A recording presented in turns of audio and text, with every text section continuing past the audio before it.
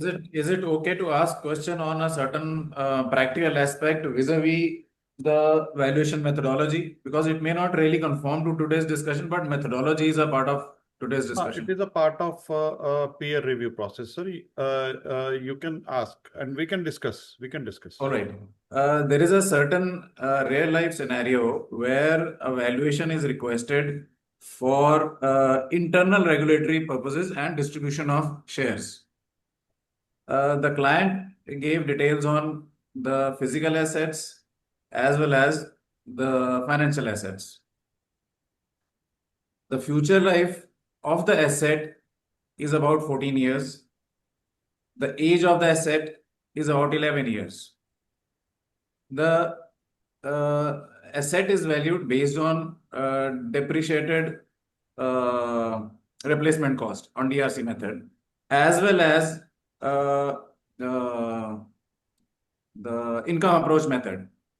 Now, the value of the asset based on cost approach works out to, let's say, X, and value of the asset based on income approach from future income works out 3X. Now, how should the asset be, the final conclusion on value of the asset should be based on what? That is the question here. Okay. Over to Rajvinder, sir. Sir, are you there? Sir, there are two things. It will depend upon the situation. Either you can use some statistical tool to find some process.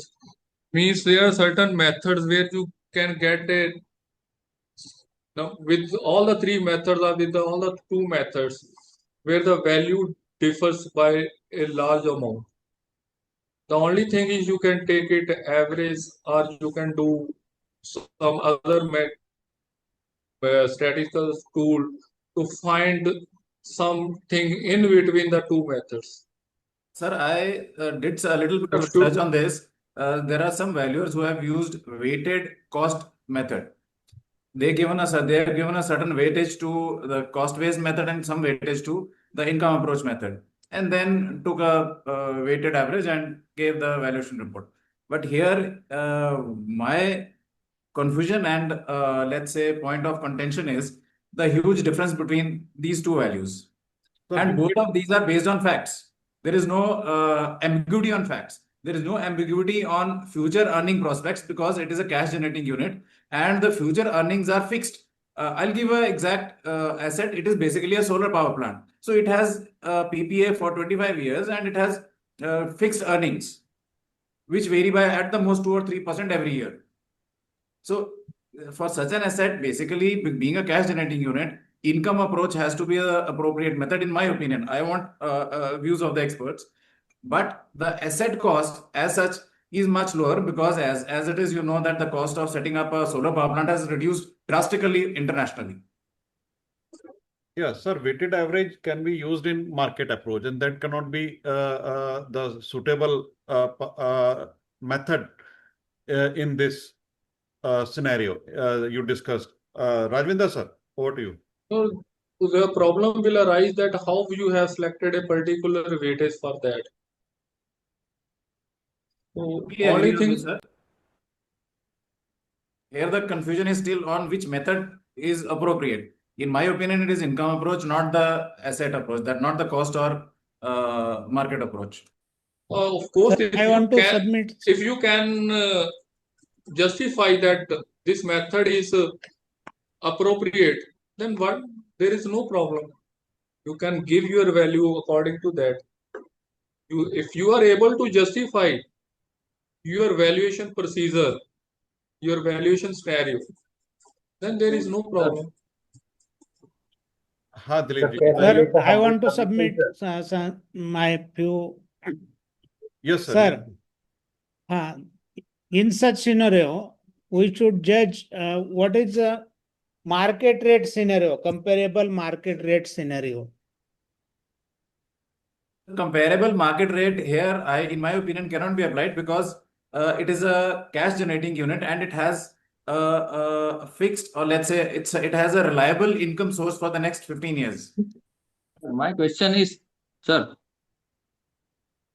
So my question is, can a land and building valuer do valuation of solar power plant? He's a planter machinery I'm a valuer. plant and machinery valuer, sir. Okay. Thank Yeah, you. Mukesh Sir, sir. Mukesh Verma ji. Sir, I would like to make a humble submission. It is an existing plant. The cash flows are there. Cash flows are assured because of the PPA. So the income approach is the most appropriate approach.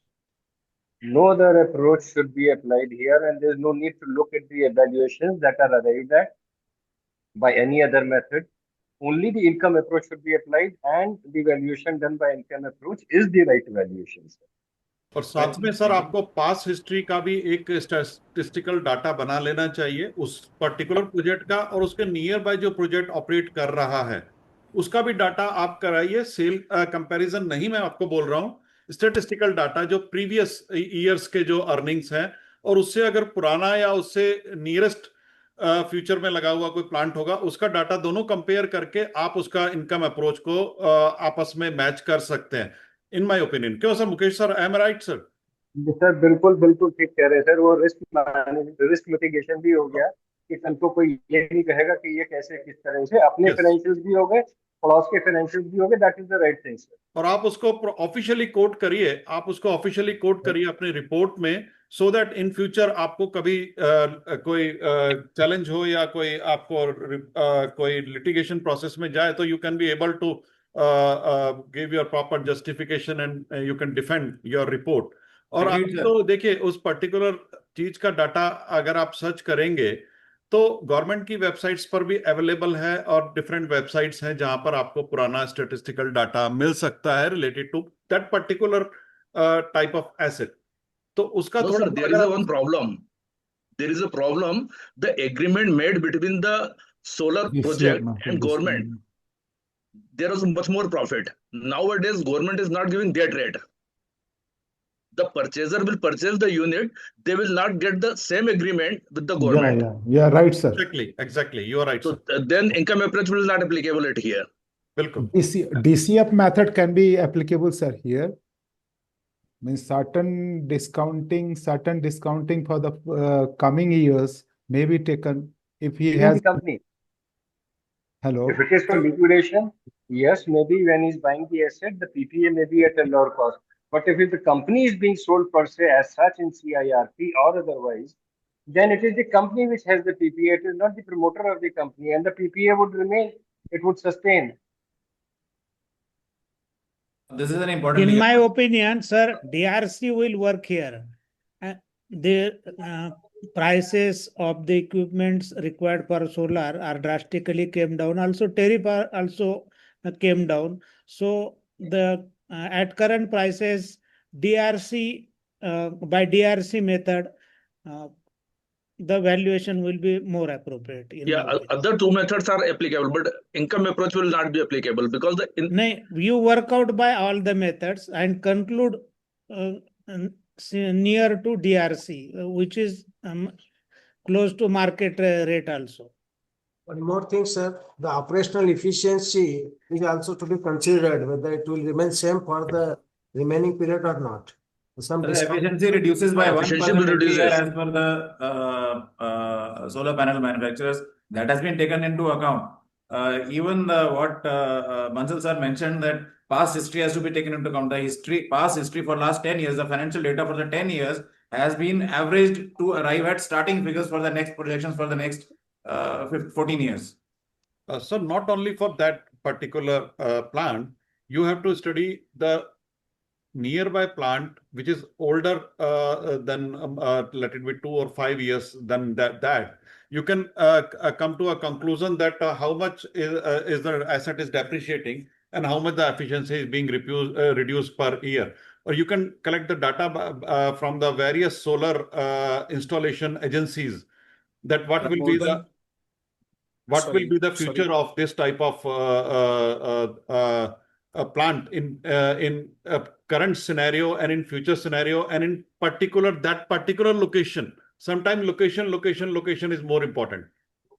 तो वो sir, भी जरूरी है कि वहां पर उस particular जगह में उसका कितना यूटिलिटी होगा और उसके आसपास कितने प्लांट्स उसके बाद लग चुके हैं, तो उसके हिसाब से ही उसकी एफिशिएंसी डिक्रीज होनी शुरू हो जाएगी और ऑब्सोलेसेंस भी होगी। एग्रीड सर, जैसा जैसा अभी कांडू साहब ने बताया कि अभी जो प्लांट उस वक्त लगा था उसका जो इनिशियल कॉस्ट होगा उस रिप्लेसमेंट कॉस्ट होगा, प्रोडक्शन कॉस्ट में भी डिफरेंट, लेकिन रिप्लेसमेंट कॉस्ट उसका बहुत डाउन आ चुका है। It's almost half sir, almost half. Yes, तो अभी अगर हम और उसके हिसाब एफिशिएंसी से, बढ़ चुकी है। यस, स्टार्टिंग में 16 rupees per unit government provide कर रही थी हमारे या झारखंड या में। या अभी 3-4 रुपए यूनिट हो गया। हाँ, 3 Yes, रुपए, right. 3.25 के आसपास। Future projections are very necessary. If you are considering the income approach, you have to adopt the DCF method. Adopting means you have to take the future assumptions. Only by the future assumptions. Totally agree on उसी particular company का balance sheet मत देखिए sir, देखिए उसमें कुछ data projected भी हो सकता है या फिर कुछ आज की डेट में हो सकता है, that may not continue in future. right, Yeah, because that is the right, sir. purchaser is not having agreement with government. The seller is having agreement with government, but not a purchaser.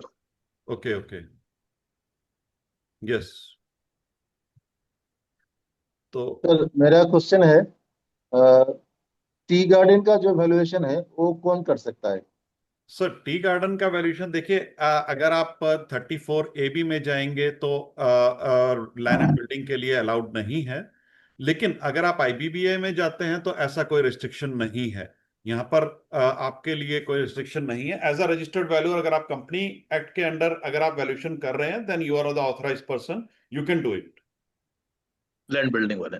Yes, और tea estate के ऊपर आप देखिए एक बहुत important एक video है जो हमारे यूट्यूब चैनल पर डला हुआ है, that is Santosh Kumar sir. देखिए हर चीज एकेडमिक नहीं होती, संतोष कुमार सिंह, हर चीज एकेडमिक नहीं होती, लेकिन एकेडमिक से सीखकर ही हमने आगे बढ़ना है। काफी चीजें होती हैं I agree, sir. जो किताबों में लिखी हुई हैं वही सच है, Yes, sir. Yes, sir. वही सच है, हमें वही सच मानना पड़ेगा। अगर किताबों में 2+2 = 4 लिखा है और मैं सोचता हूं practically 2+2 can be 22, synergic value हो सकती है, लेकिन किताबों की वैल्यू को हम अगर आप बोलेंगे वो एकेडमिक पर्पस के लिए, no, that is for practical purpose. Academy is also only for practical. आपको लेकिन सर होता क्या है ना सर, सर सुनिए, सर, जब बात सुनिए, पूरी बात सुनिए, हैव पेशेंस। आपको फर्स्ट क्लास में 2+2 = 4 सिखाया गया था, 2 × 2 भी 4 सिखाया गया था। ये इसलिए नहीं सिखाया गया था कि आपको सेकंड क्लास में या फर्स्ट क्लास में ही रहना है, आपको इसलिए सिखाया गया था आपको आगे बढ़ना है, थर्ड में जाना है, थर्ड के बाद फिफ्थ में जाना है, फिफ्थ के बाद ग्रेजुएशन करनी है, ग्रेजुएशन में भी कुछ आपको पढ़ाया गया था। वो इसलिए नहीं पढ़ाया गया था आप सारी जिंदगी इंजीनियरिंग में ही रहेंगे, आपको वो चीजें practical implement, applied science, engineering में कोई भी सब्जेक्ट था वो हमारे लिए अप्लाइड था। तो इसलिए यहां पर जो भी चीज डाली गई है वो आपके प्रैक्टिकल नॉलेज के लिए है, ना कि एकेडमिक के लिए। एकेडमी ही प्रैक्टिकल बनती है। तो वहां पर मैं दोबारा टॉपिक पर आऊंगा, वी शुड नॉट इधर उधर नहीं जाएंगे। तो अगर आप मिस्टर घोष, टी एस्टेट्स के ऊपर एक बहुत इंपॉर्टेंट एक वीडियो है, वो आप देखिए, उसमें आपको काफी डाउट्स क्लियर हो जाएंगे। इवन अगर आप देखेंगे अभी 2-3 तरह के प्रैक्टिकल जो अभी चीजें आनी शुरू हो गई हैं। First is multi storey parking, इसकी आपको वैल्यूएशन करने के लिए आनी शुरू हो गई है डिफरेंट सिटीज में, क्योंकि लैंड रेट बढ़ गए हैं और लैंड की अवेलेबिलिटी कम हो गई है। सेकंड, जो कोस्टल एरियाज में रहते हैं mostly in Gujarat and other states, वहां पर आपको सॉल्ट मैन्युफैक्चरिंग यूनिट की वैल्यूएशंस आ रही हैं। उनके ऊपर भी 2 वीडियोस बहुत इंपॉर्टेंट, आपको क्या क्या प्रैक्टिकल चाहिए, कैसे रिपोर्ट बनाएंगे, क्या विजिट करेंगे, उसके बारे में यूट्यूब चैनल पे अपलोडेड है। That is free of cost, कोई उसके चार्ज नहीं है, और आपको वो एक पैर पर हिमालय पर्वत पर खड़े होकर भी नहीं देखना है, आप अपने घर में बैठ के देख सकते हैं आराम से। उसके लिए आपको हिमालय पर्वत में कंदरा में जाकर तपस्या करने की जरूरत नहीं है, आप अपने घर में बैठ के आराम से देख सकते हैं, किसी भी AC में चला के या उसके ऊपर भी गर्मी में या तवे के ऊपर बैठकर नहीं देखना है। ओके, तो वो चीजें अगर आप देखेंगे प्रैक्टिकली, आप थ्योरेटिकल चीजों से नॉलेज लेंगे तभी प्रैक्टिकल कर पाएंगे। तो आप ये चीजें थोड़ा सा कोशिश करिए यूट्यूब चैनल पर जाने की, उसको एक्सप्लोर करिए, बहुत कुछ है, और इतना अभी तक दे दिया है, पूरे किसी भी चैनल के ऊपर इतना इंफॉर्मेटिव इंफॉर्मेशन अवेलेबल नहीं है। Tremendous information is available. आप कुछ भी सर्च करेंगे वहां पर मिलेगा, लेकिन एक्सप्लोर करना पड़ेगा, ढूंढना तो आपको पड़ेगा, ढूंढना तो आपको पड़ेगा। आपको खाना होटल में मिल सकता है, लेकिन तोड़कर मुंह तक तो आपको ले जाना पड़ेगा ना, और उसका बिल भी पे करना पड़ेगा। यहां पर आपको बिल नहीं पे करना, सिर्फ खाना ही है। Yes sir, mister Ghosh, any other related doubt? ठीक सर, ठीक, thank you sir. Sir yes sir. Sir होता क्या है एक्चुअल में क्या होता है कि अगर हम सपोज एकेडमिकली जाते हैं, हम जो भी पढ़े हैं अभी तक, जो भी सीईवी में पढ़े हैं, आप लोग अपने एक्सपीरियंस से जो भी बताया है आपने, ठीक है, वो अब अगर हम किसी वैल्यूअर की जो एक्सपीरियंस्ड है 20 साल से, उसकी रिपोर्ट देखते हैं तो अरे सर, कोई क्यों देखते हैं, मैच ही क्यों नहीं देखते करती हैं? है सर। तो चक्कर आ जाता है कि हम सही है कि वो सही है, देखिए समझ में सर, नहीं देखिए आता। सर, देखिए सर, मैं आपको म्यूट कर रहा हूं। आप थोड़ा ज्यादा एनर्जेटिक हो रहे हैं, थोड़ा ज्यादा पर्सनलाइज हो रहे हैं। आपको किसने बताया देखने के लिए? आपका पड़ोसी चोरी कर रहा है, ठीक है, वो अपनी वाइफ को रोज सवेरे शाम उठ के मारता है, अपने बच्चों को भी कूटता है बुरी तरह से, ठीक है, उसकी कार भी चोरी की है। तो आप उसको देखते रहेंगे तो आप भी चोर बन जाएंगे, आप भी अपनी वाइफ को पीटना शुरू करेंगे, भाई वो पीटता मैं भी तेरे को पीटूंगा। अब जरूरी थोड़ा आपकी वाइफ वो गलती कर रही है जो वो कर रही है, या आप भी वो गलती करेंगे जो वो कर रहा है ना? तो इसलिए दूसरे को देखना बंद करिए, थोड़ा सा प्राणायाम करिए, प्राणायाम करिए सुबह उठ के, एक नाक इधर से बंद करिए, इधर से सांस छोड़िए, ठीक है। थोड़ा ठंडा पानी पीजिए, खाली पेट, थोड़ा जमीन पर ठंडी घास पर चलिए, सब कुछ दूर हो जाएगा। नेगेटिव एनर्जी से दूर रहिए, जितना नेगेटिव सोचेंगे उतना नेगेटिव होता रहेगा। B positive, B positive, blood group भी बी संतोष पॉजिटिव सबसे अच्छा है। तो संतोष जी का पॉइंट मैं थोड़ा सा क्लियर करना यस सर, चाहूंगा। Yes sir, yes sir. Santosh sir, जब आपने जो पॉइंट रेज किया ना कि वो 20 साल पुराना वैल्यू या 30 साल पुराने वैल्यू की रिपोर्ट उठाते हैं तो उसका वैल्यू कुछ होता है और हम सोचते हैं वो सही है। आज की डेट में सर वी हैव टू, वो पुराने जो वैल्यूज थे देवर सेइंग ये मेरा ओपिनियन है sir. Okay practically the opinions they have to be based on a certain system and procedures. Okay IBS specifies that system and procedure and the guidelines which we have to follow. So if you are following those guidelines with due diligence, you cannot go wrong. It okay cannot be just an opinion. It has to be an opinion based on certain facts and procedures. Okay, thank you sir, thank you. देखिए, अभी Sir, तक may- अभी तक may I अभी add तक one ये myth था sentence, कि ये please? जो मैं रिपोर्ट दे रहा हूं that is opinion. That is not at all opinion, that is a professional decision given by you. अभी तक हमको बेवकूफ बनाया गया था, सभी वैल्यूअर बोलते थे ये ओपिनियन है भाई, ऐसा है वैसा है। अब आप साइन करके दे दीजिए, आपने आइडेंटिटी बॉन्ड दिया है नहीं दिया है, आप उस बैंक के पैनल में है नहीं है, आप वैल्यूअर है नहीं, वो ये नहीं देखेंगे आपको ओपिनियन है कि नहीं है, क्या छोड़ देंगे आपको ओपिनियन देना, या ओपिनियन समझ लेंगे वो? नो, आपकी वजह से डिसीजन लिया गया, यू आर रेस्पॉन्सिबल। तो दूसरा क्या कर रहा है, 20 साल से क्या कर रहा है वो भुगतेगा, उसको भुगतने दीजिए। मैंने बोला ना, एक गाड़ी आपका 100 से किलोमीटर के ऊपर चला रहा है, उसकी हो सकता है फरारी हो, आपकी मारुति हो, आप 200 किलोमीटर पे चलाएंगे तो आपको तो गाड़ी उड़ जाएगी पहले, आप तो बाद में उड़ेंगे। Sir, shall I add something, please? Yes sir, yes please please बोलिए sir. Santosh sir, please, if you are new into this profession, कहीं पे भी कोई भी बैंकर आपको बोलता है, कोई भी आपको आके बोलता है कि सर ये मैच कर दीजिए, you should be very clear about what procedures you have followed. If you are very Okay, clear sir. on your procedure you have followed, you need not just you should give your proofs. Don't match. Okay Tell sir, them okay sir. बिल्कुल। my नहीं, assessment comes from. मैंने अभी कोई report नहीं बनाई, just मैं कुछ review कर रहा था तो ऐसा मुझे नजर आया, तो मैं वो Sir, no क्लियर कर problem. रहा You था can सर we से। all have read something somewhere, and that's how we have gained the knowledge. So that is not at all a problem.